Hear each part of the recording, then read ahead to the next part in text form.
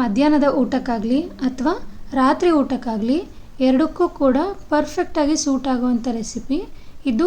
ದಾಲ್ ಪಪ್ಪು ಬಿಸಿ ಬಿಸಿ ಅನ್ನದ ಜೊತೆ ತುಪ್ಪ ಹಾಕ್ಕೊಂಡು ಈ ಪಪ್ಪು ಹಾಕ್ಕೊಂಡು ತಿಂತಾಯಿದ್ರೆ ತುಂಬಾ ರುಚಿಯಾಗಿರುತ್ತೆ, ಹಾಗೆ ಅಷ್ಟೇ ಆರೋಗ್ಯಕರವೂ ಕೂಡ. ಇವತ್ತಿನ ವಿಡಿಯೋದಲ್ಲಿ ನುಗ್ಗೆ ಸೊಪ್ಪನ್ನ ಬಳಸಿಬಿಟ್ಟು ದಾಲ್ ಪಪ್ಪು ಹೇಗೆ ಮಾಡೋದು ಅಂತ ನೋಡೋಣ. ನಾನಿಲ್ಲಿ ಒಂದು ದೊಡ್ಡ ಕಟ್ಟಷ್ಟು ನುಗ್ಗೆ ಸೊಪ್ಪನ್ನ ತೊಗೊಂಡು ಎಲೆಗಳನ್ನೆಲ್ಲ ಬಿಡಿಸಿ ಇಟ್ಕೊಂಡಿದ್ದೀನಿ. ಹಾಗೆಯೇ ಹೆಸರು ಕಾಳನ್ನು ಕೂಡ ಬಳಸ್ತಾ ಇದ್ದೀನಿ. ನಿಮಗೇನಾದರೂ ಹೆಸರು ಕಾಳು ಬೇಡ ಅಂದರೆ ಇದ್ರ ಬದಲಾಗಿ ಹೆಸರು ಬೇಳೆ ಸೇರಿಸ್ಕೋಬೋದು ಅಥವಾ ಬರೀ ತೊಗರಿ ಬೇಳೆನಲ್ಲೂ ಕೂಡ ಮಾಡ್ಕೋಬೋದು. ನಾನಿಲ್ಲಿ ಒಂದು ಬಟ್ಲಷ್ಟು ತೊಗರಿ ಬೇಳೆ ತೊಗೊಂಡಿದ್ದೀನಿ, ಹಾಗೆಯೇ ಅರ್ಧ ಬಟ್ಲಷ್ಟು ಹೆಸರು ಕಾಳು ತೊಗೊಂಡು ಎರಡನ್ನೂ ಕೂಡ ಚೆನ್ನಾಗಿ ವಾಶ್ ಮಾಡಿ ಒಂದು ಅರ್ಧ ಗಂಟೆ ನೆನೆಸಿಟ್ಟಿದ್ದೆ. ನಿಮಗೇನಾದರೂ ಟೈಮ್ ಇಲ್ಲ ಅಂತಂದರೆ ನೆನೆಸೋ ಅವಶ್ಯಕತೆ ಏನಿಲ್ಲ, ಹಾಗೆಯೇ ಡೈರೆಕ್ಟಾಗಿ ಮಾಡ್ಬೋದು. ಈ ಬೇಳೆ ಬೇಯಿಸಲಿಕ್ಕೆ 1.5 ಕಪ್ಪಷ್ಟು ನೀರು ಹಾಕಿಬಿಟ್ಟು ಒಂದು ಅರ್ಧ ಚಮಚದಷ್ಟು ಉಪ್ಪನ್ನ ಹಾಕಿಬಿಟ್ಟು ಲಿಡ್ ಕ್ಲೋಸ್ ಮಾಡಿಬಿಟ್ಟು ಬೇಯಲಿಕ್ಕೆ ಇಡ್ತಾಯಿದ್ದೀನಿ. ಕುಕ್ಕರು ಒಂದು 3 ವಿಷಲ್ ಬರೋವರೆಗೂ ಹಾಗೇ ಬಿಡ್ತೀನಿ.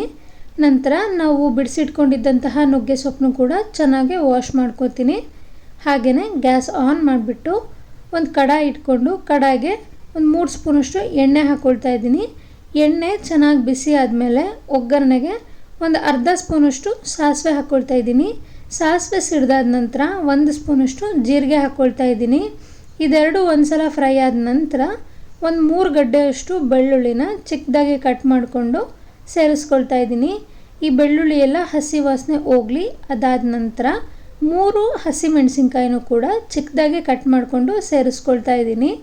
ಈ ಹಸಿಮೆಣಸಿನ್ಕಾಯಿ ಎಲ್ಲ ಎಣ್ಣೆಯಲ್ಲಿ ಈ ಥರ ಫ್ರೈ ಆದರೆ ಚೆನ್ನಾಗಿ ಖಾರ ಬಿಟ್ಕೊಳುತ್ತೆ.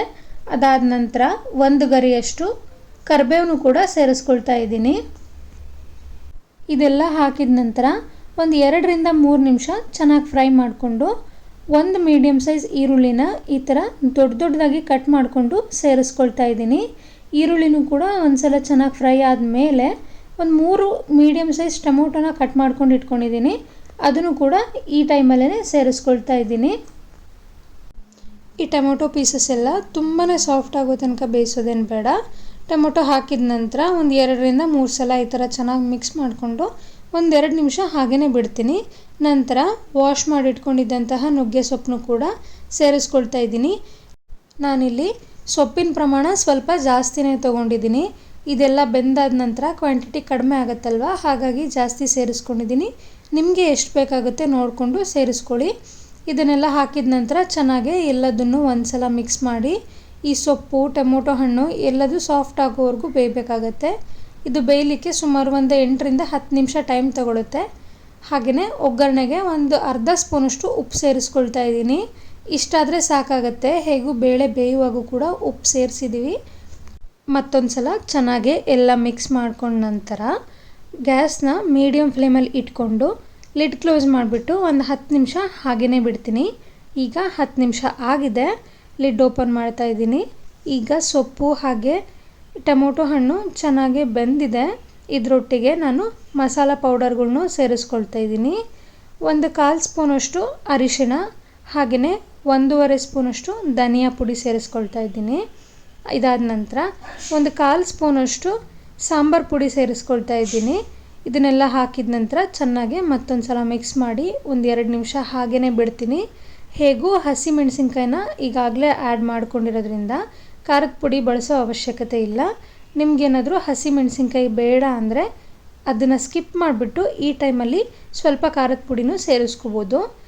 ಈಗ ನಾವು ಮೊದಲೇ ಬೇಯಿಸಿಟ್ಕೊಂಡಿದ್ದಂತಹ ಹೆಸರು ಕಾಳು ಹಾಗೆ ತೊಗರಿಬೇಳೆ ಮಿಶ್ರಣನೂ ಕೂಡ ಸೇರಿಸ್ಕೊಳ್ತಾ ಇದ್ದೀನಿ. ಈ ಹೆಸರು ಕಾಳು ಹಾಗೆ ತೊಗರಿಬೇಳೆ ಎರಡೂ ಕೂಡ ಸಾಫ್ಟಾಗಿ ಬೆಂದಿದೆ. ಹಾಗೆಯೇ ಕನ್ಸಿಸ್ಟೆನ್ಸಿನ ಅಡ್ಜಸ್ಟ್ ಮಾಡ್ಕೊಳ್ಲಿಕ್ಕೆ ಕುಕ್ಕರ್ಗೆ ಸ್ವಲ್ಪ ನೀರು ಹಾಕ್ಕೊಂಡು ಸೇರಿಸ್ಕೊಳ್ತಾ ಇದ್ದೀನಿ. ನಂತರ ಇದನ್ನೆಲ್ಲ ಚೆನ್ನಾಗಿ ಒಂದು ಸಲ ಮಿಕ್ಸ್ ಮಾಡ್ಕೊಳ್ತಾ ಇದ್ದೀನಿ. ನಾವಿಲ್ಲಿ ಹಾಕಿರೋ ಮಸಾಲ ಪುಡಿಗಳು ಹಾಗೆಯೇ ಸೊಪ್ಪು ಬೇಳೆ ಎಲ್ಲದೂ ಕೂಡ ಚೆನ್ನಾಗಿ ಹೊಂದ್ಕೊಳ್ಳೋ ಥರ ಮಿಕ್ಸ್ ಮಾಡಿಕೊಂಡು ಬೇಕಿದ್ದಲ್ಲಿ ಇದಕ್ಕೆ ಇನ್ನೂ ಸ್ವಲ್ಪ ನೀರನ್ನ ಸೇರಿಸ್ಕೋಬೋದು. ಯಾಕಂದರೆ ಇದು ತಣ್ಣಗಾದ ನಂತರ ಗಟ್ಟಿ ಅನಿಸ್ಬಿಡುತ್ತೆ. ಹಾಗಾಗಿ ಪ್ರಿಪೇರ್ ಮಾಡ್ಕೋಬೇಕಾದ್ರೆ ಸ್ವಲ್ಪ ತೆಳ್ಳಗೆ ಮಾಡ್ಕೋಬೇಕಾಗತ್ತೆ. ನನಗೆ ಇದು ಸ್ವಲ್ಪ ಗಟ್ಟಿ ಅನ್ನಿಸ್ತಾ ಇತ್ತು, ಹಾಗಾಗಿ ನಾನಿಲ್ಲಿ ಮತ್ತೆ ಅರ್ಧ ಲೋಟದಷ್ಟು ನೀರು ಸೇರಿಸ್ಕೊಂಡು ಸ್ವಲ್ಪ ತೆಳ್ಳಗೆ ಮಾಡ್ಕೊಳ್ತಾ ಇದ್ದೀನಿ. ಹೇಗೂ ಬೇಳೆ ಎಲ್ಲ ಕುಕ್ಕರಲ್ಲೇ ಸಾಫ್ಟಾಗಿ ಬೆಂದಿರೋದ್ರಿಂದ ಇದನ್ನು ಮತ್ತೆ ಜಾಸ್ತಿ ಬೇಯಿಸೋ ಅವಶ್ಯಕತೆ ಇಲ್ಲ. ಹಾಗಾಗಿ ಒಂದು 5 ನಿಮಿಷ ಬೇಯಿಸಿದ್ರೆ ಸಾಕಾಗುತ್ತೆ. ಅಷ್ಟರಲ್ಲೇ ಕುದಿ ಬರುತ್ತೆ. ನೋಡ್ತಿರ್ಬೋದು ಇವಾಗ ಇದು ಕುದಿಲಿಕ್ಕೆ ಸ್ಟಾರ್ಟ್ ಆಗಿದೆ. ಮತ್ತೊಂದು ಸಲ ಚೆನ್ನಾಗಿ ಎಲ್ಲ ಮಿಕ್ಸ್ ಮಾಡಿಕೊಂಡು ನಂತರ ಗ್ಯಾಸ್ ಫ್ಲೇಮ್ನ ಆಫ್ ಮಾಡ್ಕೊಳ್ತಾ ಇದ್ದೀನಿ. ಈಗ ಈ ಪಪ್ಪು ರೆಡಿಯಾಗಿದೆ. ಒಂದು ಲಿಡ್ನ ಕ್ಲೋಸ್ ಮಾಡ್ಕೊಳ್ತಾ ಇದ್ದೀನಿ. ನುಗ್ಗೆ ಸೊಪ್ಪಿನಲ್ಲಿ ಹೇರಳವಾದ ಹೆಲ್ತ್ ಬೆನಿಫಿಟ್ಸ್ ಇರೋದ್ರಿಂದ ಇದು ಒಂಥರ ಸೂಪರ್ ಫುಡ್ ಅಂತಲೇ ಹೇಳ್ಬೋದು. ಇದು ಶುಗರ್ ಇರೋರಿಗಾಗಲಿ ಅಥವಾ ಹಾಲುಣಿಸೋ ತಾಯಂದಿರಿಗಾಗಲಿ ತುಂಬಾ ಒಳ್ಳೆಯ ಆಹಾರ. ಆದರೆ ನೀವೇನಾದರೂ ಪ್ರೆಗ್ನೆಂಟ್ ಇದ್ದರೆ ಅಥವಾ ಪ್ರೆಗ್ನೆನ್ಸಿಗೆ ಟ್ರೈ ಮಾಡ್ತಾಯಿದ್ರೆ ನುಗ್ಗೆ ಸೊಪ್ಪನ್ನ ಮತ್ತು ನುಗ್ಗೆ ಸೊಪ್ಪಿಂದ ಮಾಡೋ ರೆಸಿಪೀಸ್ನ ಅವಾಯ್ಡ್ ಮಾಡೋದು ಉತ್ತಮ. ನುಗ್ಗೆ ಸೊಪ್ಪಿನಲ್ಲಿ ತುಂಬಾ ವಿಧವಾದಂತಹ ಅಡುಗೆಗಳನ್ನು ಮಾಡ್ಬೋದು. ನೀವು ಕೂಡ ಈ ಪಪ್ಪುನ ಮನೆಯಲ್ಲಿ ಒಂದ್ಸಲ ಟ್ರೈ ಮಾಡಿ ರೆಸಿಪಿ ಹೇಗೆ ಬಂತು ಅಂತ ಕಮೆಂಟ್ ಮಾಡಿ. ನಿಮಗೇನಾದರೂ ಈ ರೆಸಿಪಿ ಇಷ್ಟ ಆಗಿದ್ದಲ್ಲಿ ಪ್ಲೀಸ್ ಒಂದು ಲೈಕ್ ಮಾಡಿ. ಹಾಗೆಯೇ ಯಾರೆಲ್ಲ ಸಬ್ಸ್ಕ್ರೈಬ್ ಮಾಡದೆ ನೋಡ್ತಾ ಇದ್ದೀರಾ ಪ್ಲೀಸ್ ನನ್ನ ಚಾನಲ್ಗೆ ಸಬ್ಸ್ಕ್ರೈಬ್ ಮಾಡಿಕೊಂಡು ಸಪೋರ್ಟ್ ಮಾಡಿ. ಮತ್ತೆ ಸಿಗ್ತೀನಿ ಮುಂದಿನ ವಿಡಿಯೋದಲ್ಲಿ ಇನ್ನೊಂದು ಹೊಸ ರೆಸಿಪಿ ಜೊತೆ. Thank you for watching this video.